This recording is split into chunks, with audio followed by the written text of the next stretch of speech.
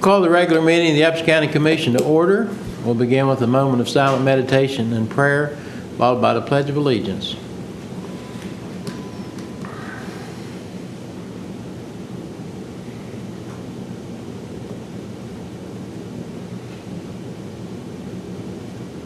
Amen. I pledge allegiance to the flag of the United States of America and to the republic for which it stands, one nation under God, indivisible, with liberty and justice for all.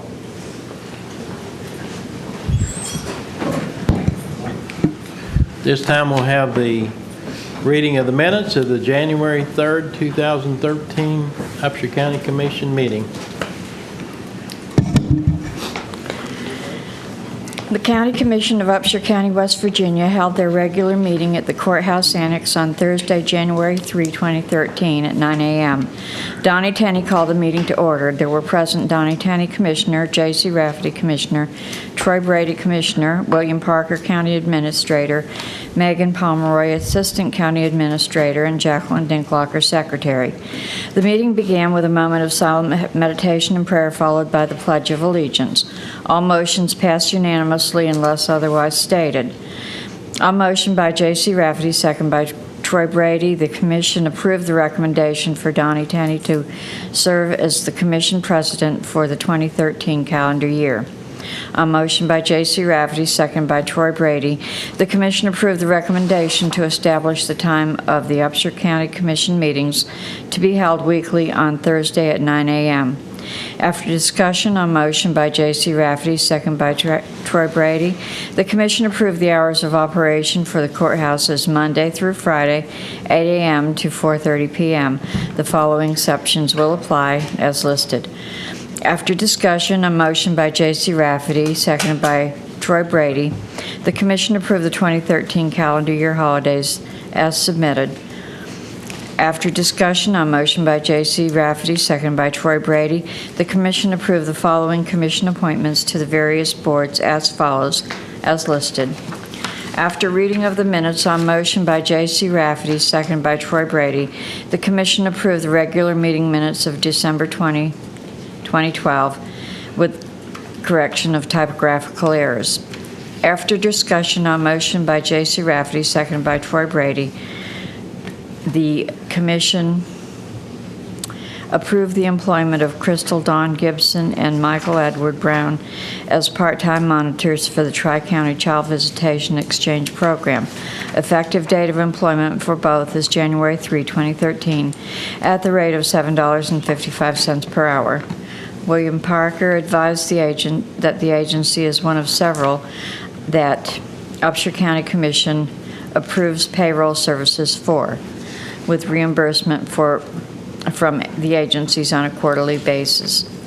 After discussion, a motion by J.C. Rafferty, second by Troy Brady, the Commission approved Nina Monroe as volunteer for the Upshur County Office of Emergency Management /CERT. Donnie Tenney provided a review of the proposed valuation fund budget as submitted to the Property Valuation Training and Procedures Commission by Helen R. Phillips, Upshur County Assessor. William Parker advised that the budget proposal is comparable to the fiscal year 2012-2013 proposed budget. Upshur County Sheriff David Kaufman appeared before the Commission and provided a review of his request for employment of Virgil Miller as Chief Deputy of Administration effective January 1, 2013 at the rate of $18.38 per hour. Sheriff Kaufman addressed concerns from Commissioner Troy Brady and advised that he is not requesting additional funds for salary. Duties will include investigation, service of papers, traffic, and administrative activities. After discussion on motion by Troy Brady, seconded by J.C. Rafferty, the Commission approved the request. Sheriff Kaufman requested to employ Richard Moore as part-time service of process bailiff duties. Sheriff Kaufman advised that Mr. Moore's employment will be an interim position until an employee is hired. After discussion, a motion by J.C. Rafferty, second by Troy Brady, the Commission approved the temporary part-time employment of Richard Moore effective January 3rd, 2013 at the rate of $12.33 per hour for up to 25 hours per week until the position is filled. Sheriff Kaufman advised the Commission of the reappointments of Sheila Adams as Chief Tax Deputy and Michael Kelly as Chief Deputy Law Enforcement, both at their current rate of pay. Sheriff Kaufman requested approval of advertisement for the position of part-time service of process bailiff at the rate of $11 per hour with an average of 37 hours or less per week. After discussion, a motion by J.C. Rafferty, second by Troy Brady, the Commission approved the request. Sheriff Kaufman advised that he is working to fill an additional deputy position as well as the position of Prevention Resource Officer for the high school. The Commission reviewed the following for your information items. Number 1, minor boundary annexation application and governing statute, West Virginia Armory National Guard location, Upshur County Wellness Complex and related property for utility right-of-way in the Brushy Fork area. Hearing at 10:30 a.m. on Thursday, 1/24/2013. Number 2, correspondence from the State of West Virginia Property Tax Division concerning upgrade of assessment system of the IAS World Property Tax System. Number 3, 2013 activity report from the Office of Emergency Management. Number 4, agendas and/or notices of meetings as listed. Number 5, meeting minutes and/or financial reports as listed. Number 6, meetings as listed. Number 7, appointments needed or upcoming as listed. William Parker provided an update/status report on board vacancies. After review and discussion on motion by J.C. Rafferty, seconded by Troy Brady, the Commission approved the following appointments/reappointments of term expiration dates as listed. Mr. Parker advised that no recommendations have been received for the remaining unfilled board vacancies. Terry Jo Bennett, addressing a mapping coordinator, appeared before the Commission and presented a road name request.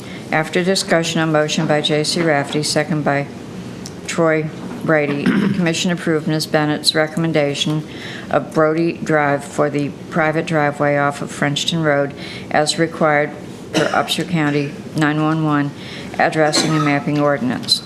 The Commission approved all invoices for payment. The Commission approved all vacation orders. The Commission approved the following settlements as listed. The Commission approved the following exonerations and refunds as listed. The Commission approved the following requests to attend meetings as listed. The Commission approved the following time out of office for Commission employees as listed. With no further business, on motion by J.C. Rafferty, second by Troy Brady, the Commission meeting adjourned at 11:45 a.m. Are there any additions or corrections to the minutes as read? Yes, on page 1, paragraph 5,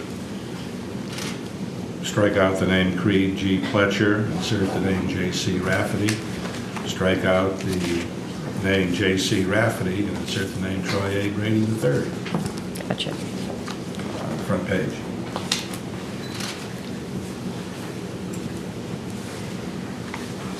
Anything else? There's another problem where I seen where I made the motion to put Virgil Miller as that slot. I believe J.C. made the first motion. You second that, Don? No? No, you made he made the motion for Virgil. Right, said, are you making that in the form of motion? You said yes? To put him on? On the position. Yes. Okay, anything else? Not, then I would ask for a motion that we approve the minutes as read with the following, the above mentioned changes. So, have a motion to that effect?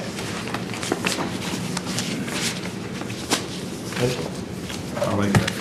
Second. I'll make that. I'll move. He'll move that motion. Move that motion. There you go. So moved. Second, buddy?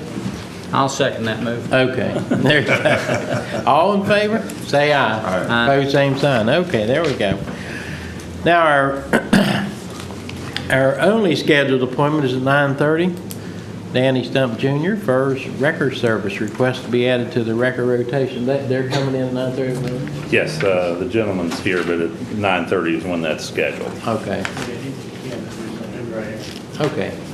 Well, we've got 15 minutes, so we can take care of some other items while we're waiting for that time period. Okay, the first is approve notice of public hearing amendment to enhance 911 ordinance at 11:30 on Thursday, February the 14th, 2013. Increase from current monthly fee of $265 to $450 on residential and business and Centrex $650. So Willie, you might just address that while we need to do that. The notice is included in the agenda that's required, and then if the commission so approves, then I'll be placing the legal ads in the papers. As you gentlemen know, our current fee is $2.65, and round numbers, that's generating $340,000, $350,000 a year.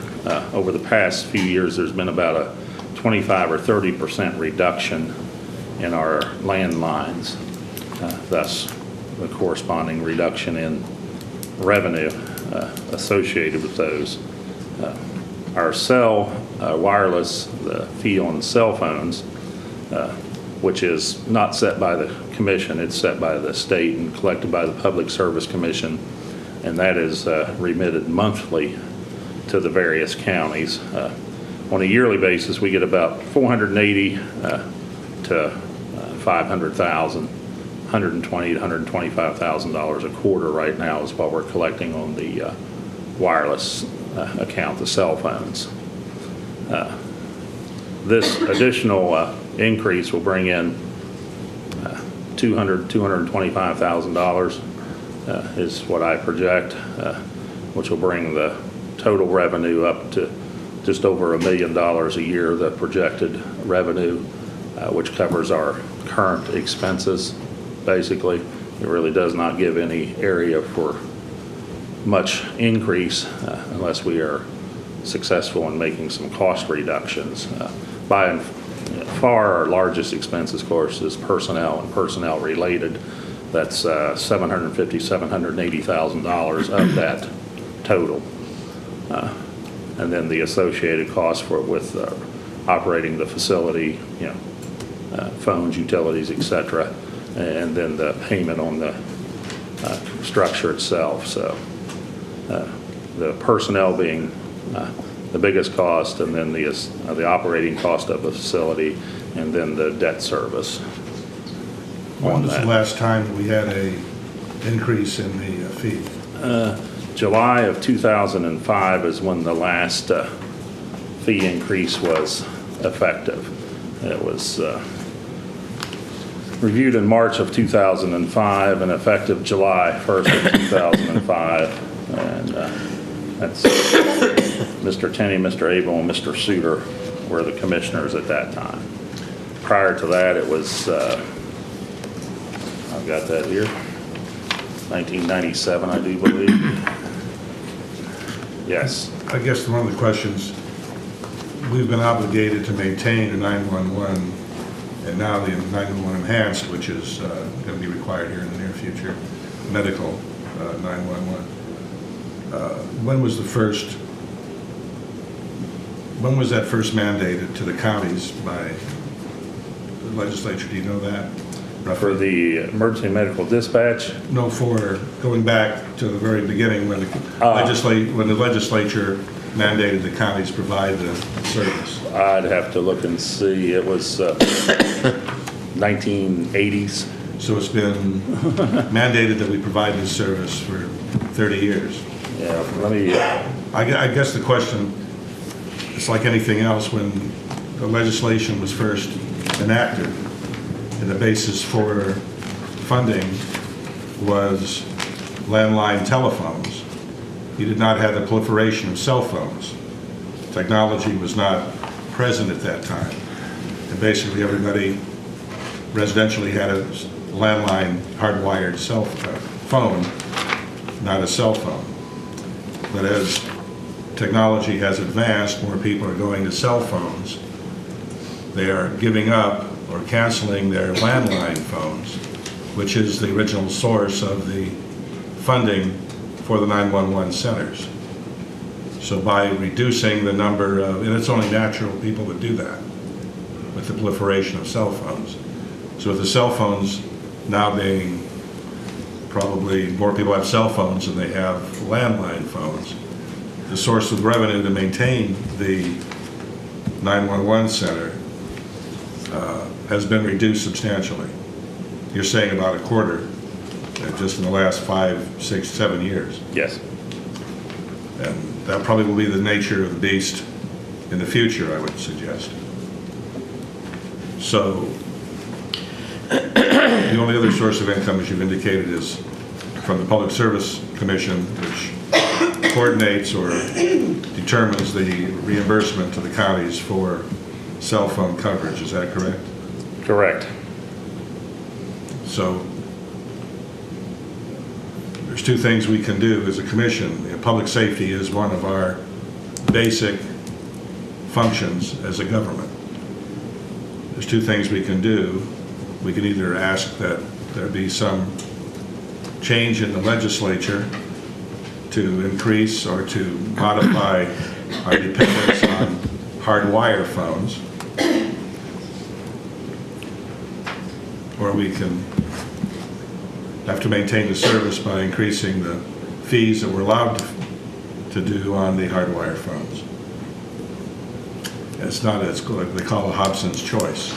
It's not something we prefer to do or contemplate. But the 14th of February, we will have a public hearing where people can comment on this proposal. Is that correct?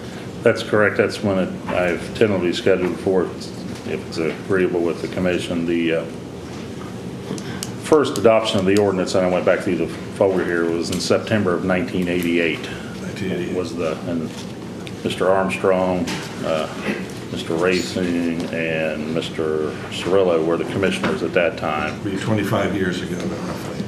Yes, and there was a minor adjustment in 1992 just to remove language. There was no rate adjustment.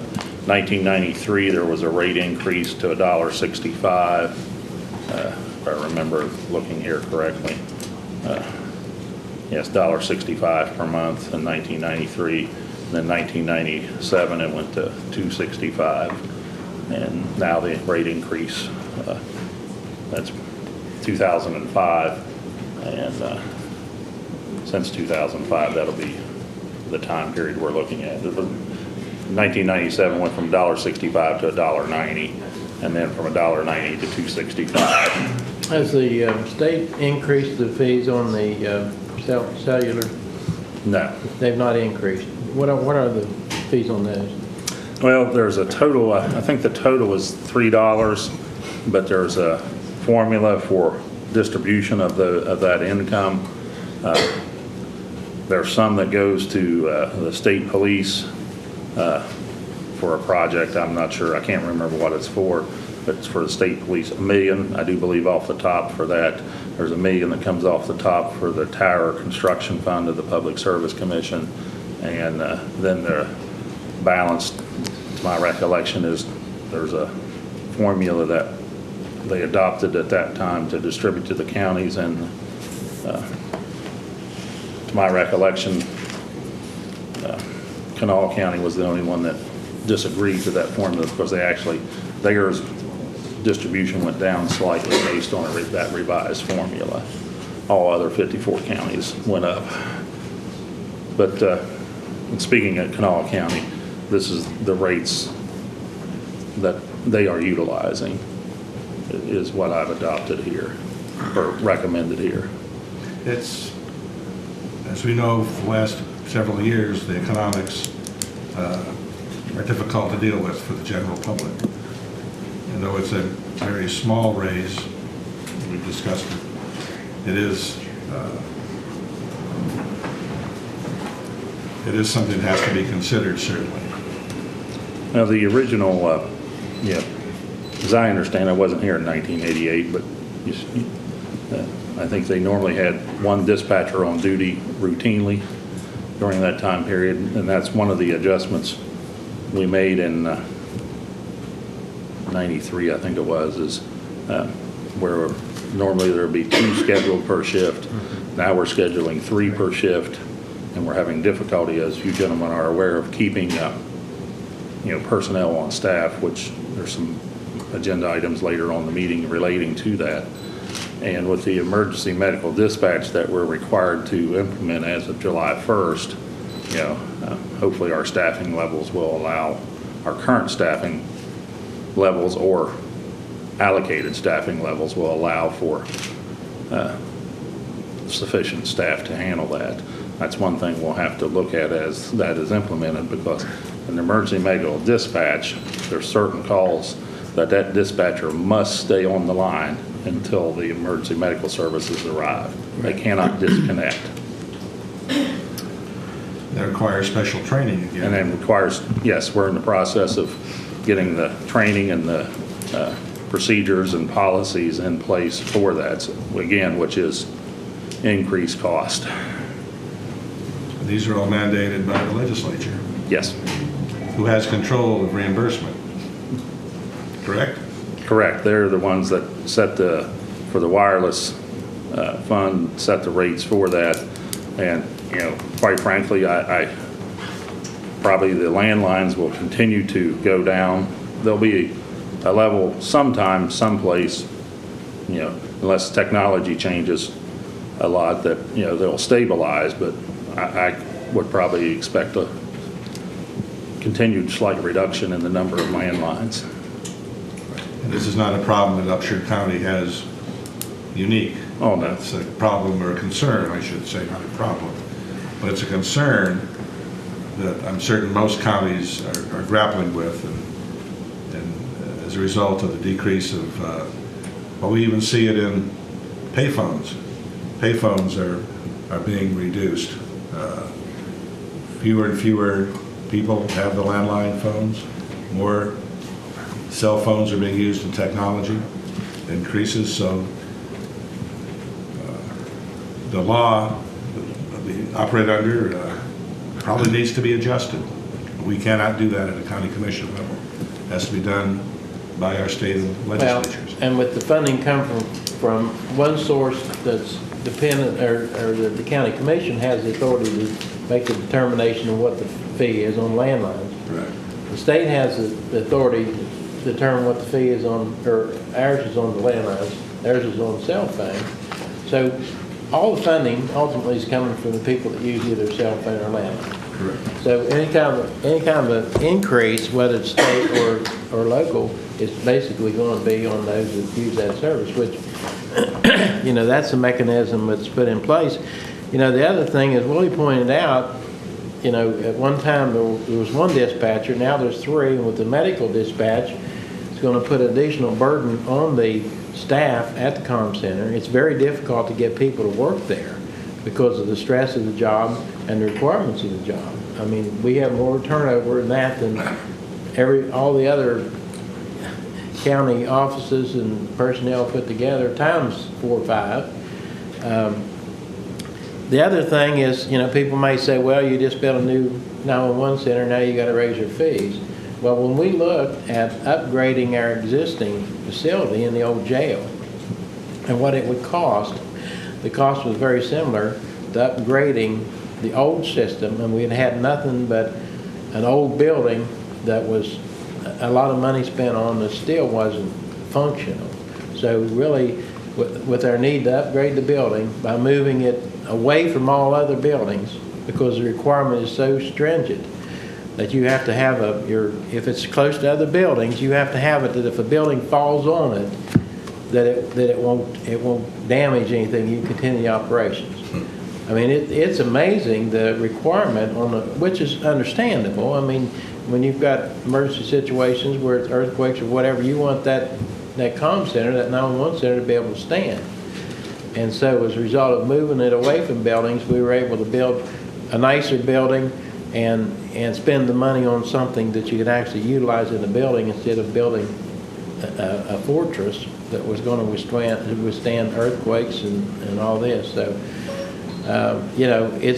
I think with this, unlike a lot of government services, with this, at least you know, with the increased staff, with the increased training, then when there is an emergency situation, there's going to be a greater likelihood that it's going to be dealt with in a more expedient manner, and it's going to benefit the taxpayers of Upshur County because of getting the emergency services delivered more expediently and more efficiently. So, I mean, that's one consolation with this. A lot of times, you know, we don't see where our tax dollars really benefit us that much, but this is one situation where you may never need an ambulance, you may never need, you know, fire, you may never need the protection, but when you need it, that's when you see how important it is to have a good service system in place.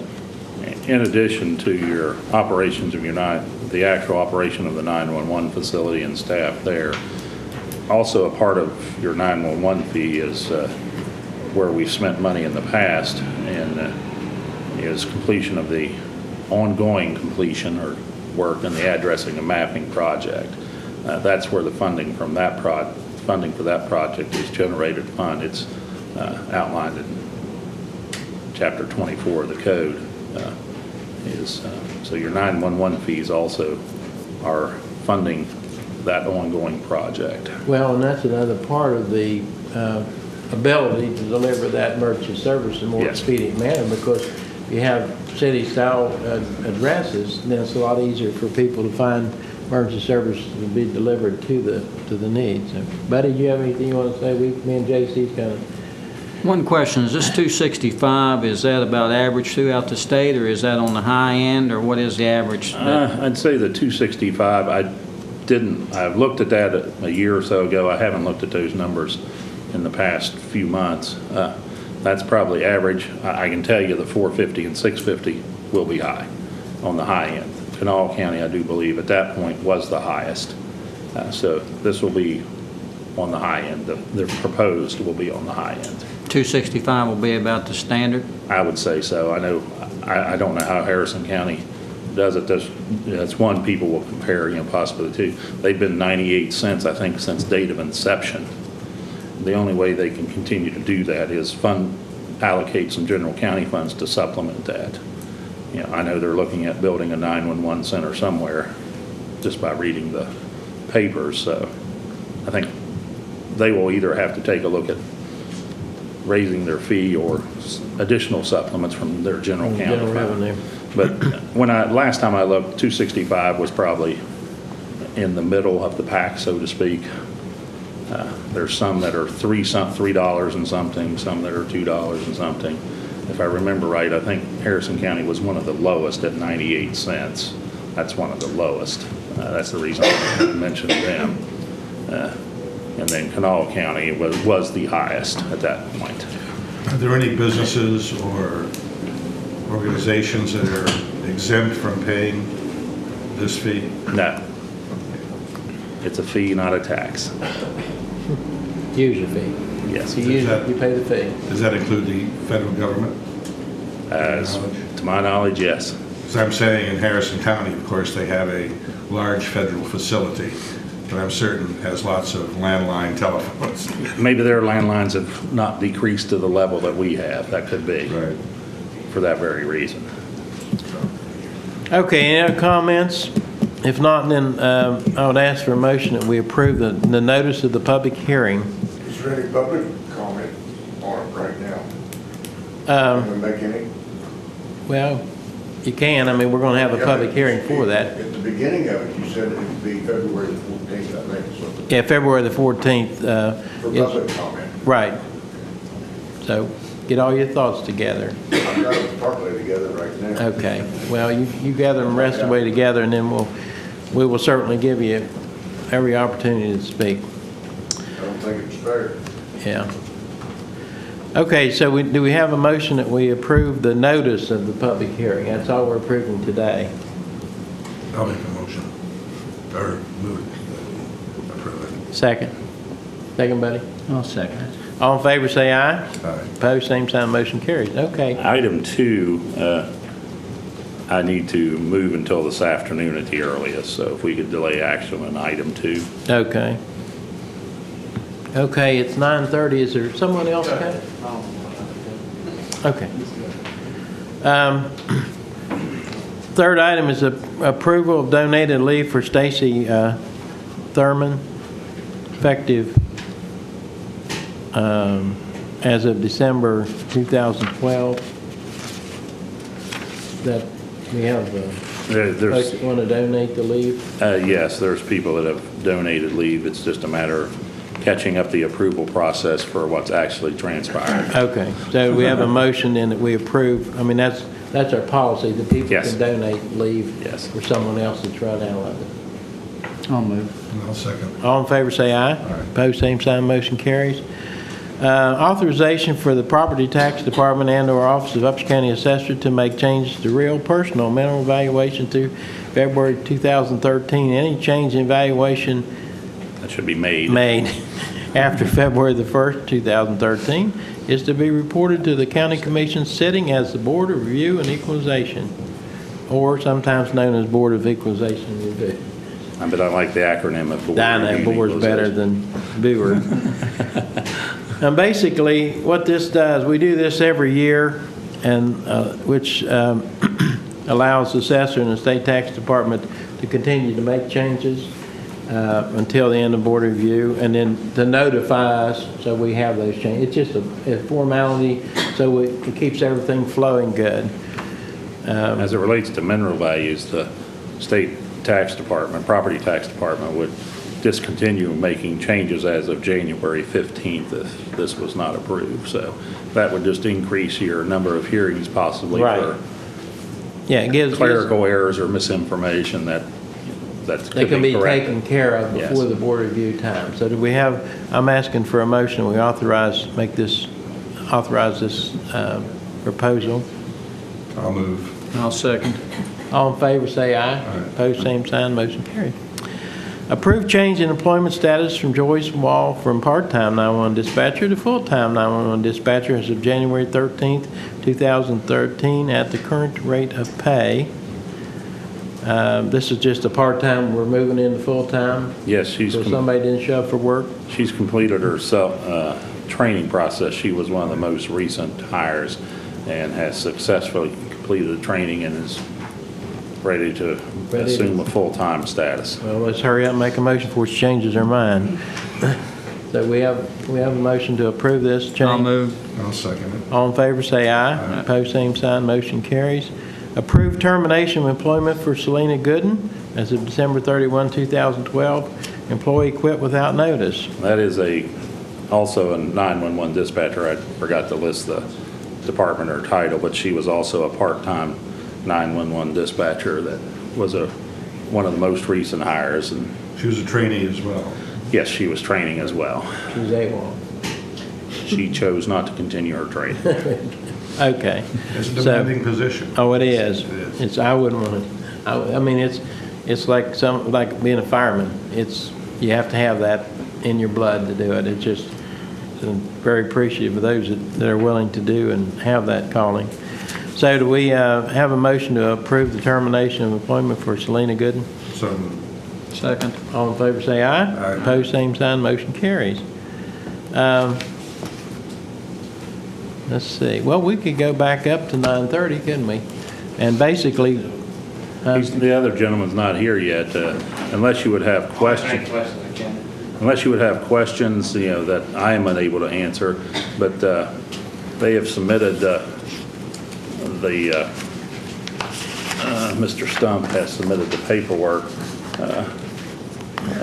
and I think I put the cover letter in the. right, agenda. you didn't put the pictures. That's okay. That's all right. But he submitted the information from the Public Service Commission and the information on the operators, and we'll be dropping off for today or sometime the information as it relates to the vehicles. I have it. Okay, so we have that information here. Unless you would have other questions that I'm unable to answer, Mr. Stump will be here sometime later that we could take up any additional questions then, but Well, have all everything the, appears to be in order and Right. satisfactory. as long as all the requirements are met and the paperwork's in place, that's basically anyone that wants to go on the rotation that meets that qualification, then we put them on the rotation. And you gentlemen have any questions, or, I mean, as long as the paperwork's in place? No. No. Well, then, let's go ahead. I'll ask for a motion, and then if if there's any questions that he has for us, he can ask those then. But so, need a motion to approve adding them to our rotation. I'll make a motion that we add FERS Record Service, Gainesville, West Virginia, to our rotation for towing. Okay. You make a motion, move. I make a motion, You made a motion. I better move then. I move that we do You that. move, I'll second it. Okay. Yeah, they've been in business in Grantsville. They actually have a location here in Buchanan now, but originally from Grantsville. Grantsville, West Virginia. Okay, so all in favor say aye. Aye. Opposed, same sign. Motion carried. Item 7, approved contract with West Virginia Development Office concerning the Small Cities Block Grant of $700,000 project. Well, basically, it's for the Adrian PSD for the extension. Yes, it's for the Adrian Public Service. Not the full amount they requested. They, in FY10, Adrian received $200,000 Small Cities Block Grant for design and engineering grant. And they've started doing that. They've started doling some money out early in the game so they can start doing their engineering for these waterline projects. So the $700,000 is, I'm not sure what percentage, where that's half of what they were requesting. I know it was, The 900,000 total, the 200 and 700, excuse me, and if I remember right, I think they were asking for $1.5 million yeah, total. seemed to me like it's $500,000 or $600,000 less Yes. than. And what they're going to do is go to other sources. Probably they'll borrow it and say, in order to make the project work. But and they may look at you know, some of the areas. That may be another thing that they may have to look at, some of the areas that was in the original extension. So. But anyway, what we need to do today is we need to approve the contract, because the Small Cities Block Grant contract is with the Upshur County Commission on behalf of Adrian PSD. So I would ask for a motion that we approve the contract, authorize the president to sign all and any documents related to it in blue ink. That would be correct, in blue ink. We have a motion to that effect? I'll move that we do that. Second? I'll second that. All in favor say aye. Aye. Opposed, same sign, motion carried. Okay, for informational purposes, minor boundary annexation application and governing statute, West Virginia Army National Guard location, Upshur County Wellness Complex and related property for utility right-of-way in the Brushy Fork area. The hearing is set for 10:30 a.m. on Thursday, January the 24th at 2013. That's for public comment, questions. Better put that in your calendar. That is Thursday, January the 24th at 10:30 here in the Upshur County Commission office. And we have notification from Helen R. Phillips, assessor, regarding compliance with 11-3-15B pertaining to business personal property letters. See that on page 25 of your information. It just says West Virginia Code 11-3-15B deals with the notices that are required under certain conditions for business personal property. With this letter, I certify that these businesses' personal property letters were mailed out by December 20, 2012 by the State Tax Department. So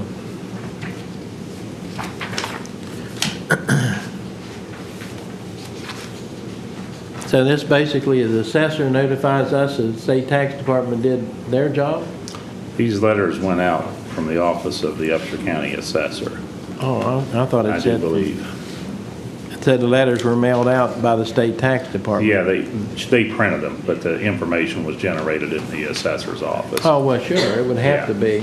Yeah, the state tax department prints the letters, and then I Right. think they send them back, and then they're mailed by the assessor's office Okay. after review. We put the stamp on the envelope. We do. I run it through the postage meter. Hopefully run it through the postage meter and don't put stamps on it. Same effect. Yeah. Next item is notification from the IRS on increase in mileage rates. And it went up to, what, 56.5? Yes. Is that right? Went up a penny. 5.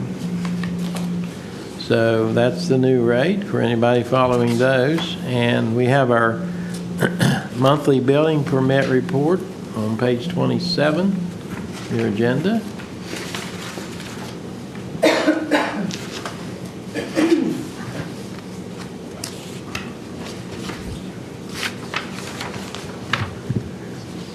We don't have a total, do we? No, I just noticed that. Well, can you run that in your head real fast and let us know what that is? 13,900,000 and some thousand. As a matter of fact. 13 The reason you million. don't have the total is because we had an incorrect total on there originally, and I used some whiteout and took it out. Oh, you swear, yeah. Well, I'm glad you did on this, not on the screen of your computer. It was either 13,900,000 or 13,300,000. Well, 13 million, that's the Yeah. National Guard Army, so. That's the number that was not included. Oh, okay. Well, all you'd have done is put a 13 in front of it. Yeah, I realize that, Mr. Tenney, or Commissioner Tenney. It's 295,000, I do believe. Plus What is the it? 13 million, 13,295,000. 295. Okay. Okay. And we have our comm center reports, agendas, meetings minutes. How, did you get a chance to talk to Lisa on the rest of our appointments, where we are on those? And The only one that we need to verify, or the two, is with the Board of Education. Excuse me, the Board of Education on their appointment to the Parks and Recreation Board, and the Soil Conservation District appointment to the Solid Waste Authority. Those entities have that appointment process. With the others are vacancies that we need individuals to be recommended or volunteer, or the commission to appoint someone to. The one vacancy on the Parks and Recreation Board, the vacancy on the Elkins Road Public Service District, and then there's 2 vacancies on the James W. Curry Advisory Board. okay. So if we have a couple people that like to serve on the James W. Curry Advisory Board, contact us here at the Commission office. The Buchanan Upshur Parks and Recreation Board, we have a vacancy there, if someone would like to serve on that. And then there's a vacancy on the Elkins Road Public Service District. You could contact them on that. And On the Elkins Road Public Service District, you must live in their service area. right. Okay, that's what we have on the agenda. Do you gentlemen have anything else? No? Willie? On the Board of Equalization and Review, I have the schedule that I've put together. If that's agreeable, I have a legal notice that I'll ask Commissioner Tenney to sign today and then put in the papers concerning that process. Well, we'll take a look at that and see if there's any major conflicts with that schedule. Anything else? No, I'm sure we have ample amount of paperwork to process. We do. So we will start on that.